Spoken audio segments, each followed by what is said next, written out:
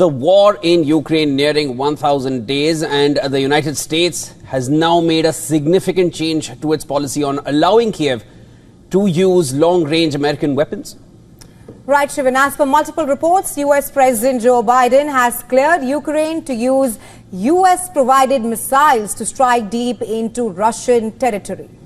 Well, news of Biden's decision came hours after Ukraine announced a nationwide emergency power restrictions from Monday after Russia launched a massive attack targeting its energy generation and transmission infrastructure. Ukraine said that at least 11 civilians were also killed in the attacks. One report citing officials claimed that Biden's decision came in response to Russia bringing North Korean troops into the fight. Ukrainian President Zelensky has long pushed for the authorization from Washington to use these powerful Army tactical missile systems or ATACMS to hit targets deep inside Russia.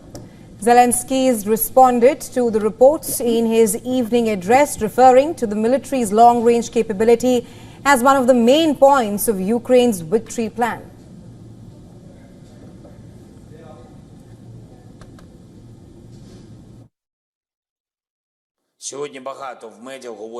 Today, there's a lot of talk in the media about us receiving permission for respective actions. But strikes are not carried out with words. Such things are not announced.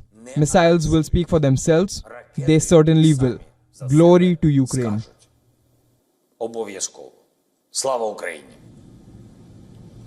The response by Ukraine's neighbor Poland was more enthusiastic. Writing on social media platform X, the Polish foreign minister said President Biden responded in a language that Putin understands. Well, the Biden administration had earlier allowed Kiev to use the high mobility artillery rocket systems or HIMARS against Russian forces directly across the border. HIMARS has a range of about 50 miles, and now Ukraine will be able to use longer range ATACMS, which have a range of about 190 miles. The US decision may also come in play on the use of Storm Shadow missiles and Scalp missiles by Ukraine.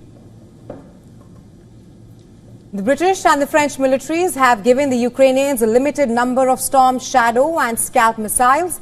They have a range of about 155 miles, less than the American missile system.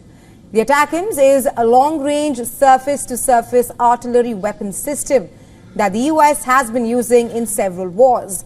It is launched from the highly mobility artillery rocket system and multiple launch rocket system M270 platforms. The missiles are expected to be used in the Kursk region, where Ukraine has been fighting a Russian counterattack.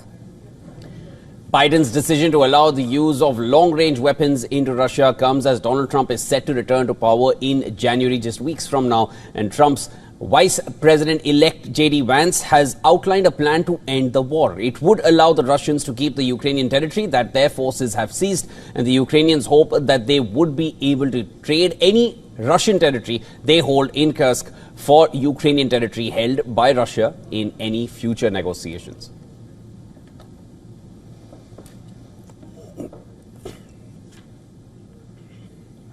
For more on this, we're now being joined by retired Lieutenant Colonel Daniel L. Davis, live from Virginia. He's a military expert and host of Daniel Davis Deep Dive on YouTube. Welcome to World DNA, Colonel Davis. Thanks for having me. First up, Colonel Davis, how do you see this latest move changing the trajectory on the battlefield, especially at a time when Russia has been making gains?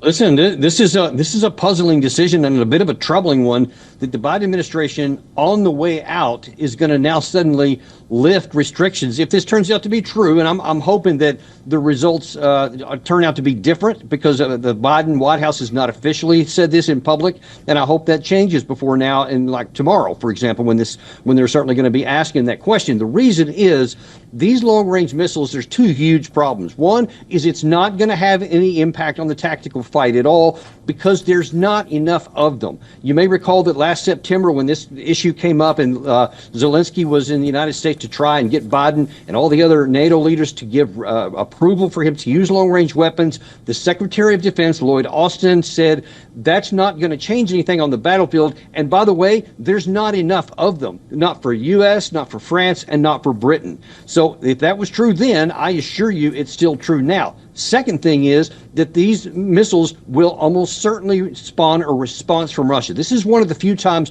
that Putin has explicitly laid out a red line. It says if long-range missiles are used by Ukraine into deep areas of Russia, that can only be done with the active participation of the U.S. or NATO forces, and he will regard that as a direct engagement and take appropriate action. And it is just not a wise course of action to take such a risk, to wonder if Putin's going to do that for something that is going to provide almost no gain on the battlefield. Colonel Davis, and you mentioned a couple of these points. I just want to string them together.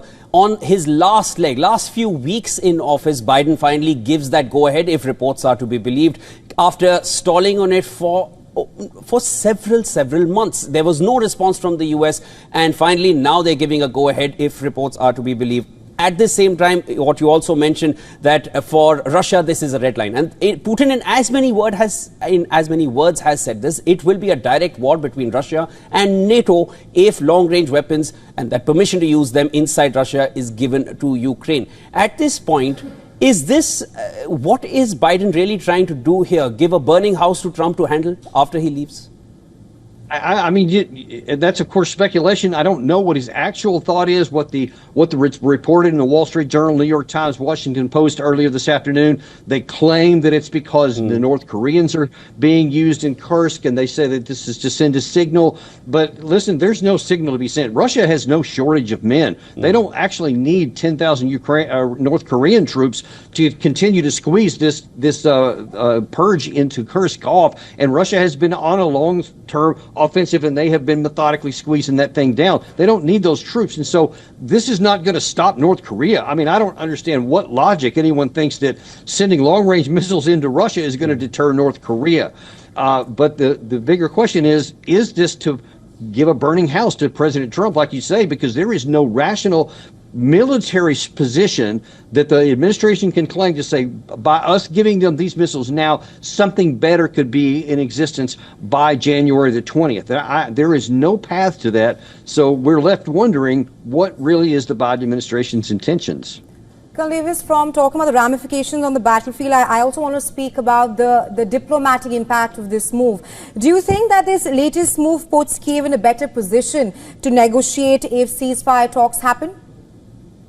Zero. In fact, I'd say it's probably the opposite. By taking this kind of aggressive action, I think it's going to make the Russian side less willing to have a negotiated settlement. This idea that somehow this Kursk intervention can be used as a negotiating chip, that somehow Russia would give anything anywhere else, especially in the east, in order to get back Ukraine, Kursk, they don't need that because they can take militarily. They have the wherewithal, they have the troops, they have the ammunition, and they have the time.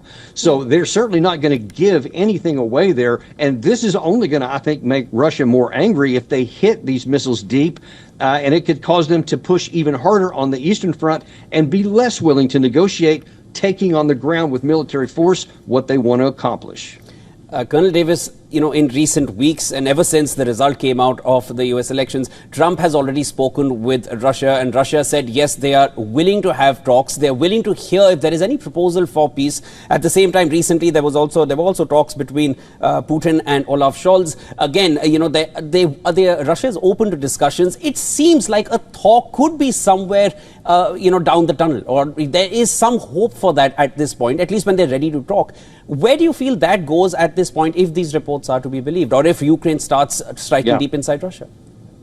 Yeah, without question, that is a possibility. Negotiated settlement, finally, is a path that has the potential, and I do stress potential because there's a lot. Russia is in the upper hand right now, and they would drive a hard bargain, and they would be in a position to actually come out with the positive terms. But when you have Viktor Orban, Fico from Slovakia, Erdogan from Turkey, and now Olaf Scholz actually saying, hey, I'm willing to talk too, as you have the incoming American administration all saying they're willing to talk, Putin has expressly said, sure, I'm willing to talk, as he has throughout this entire 3-year war. So there's every reason to think let's give that a chance. So then one might reasonably ask why the outgoing administration is potentially going to ramp up military action, which can't change the ground action on the battlefield, but could upset the potential for peace. And I think that's something that President Trump is probably going to have to address at some point. So you've made a lot of pertinent points there. That was Lieutenant Colonel Daniel Davis joining us from Virginia, military expert and host of Daniel Davis Deep Dive on YouTube. Always a pleasure speaking with you, sir. Thank you.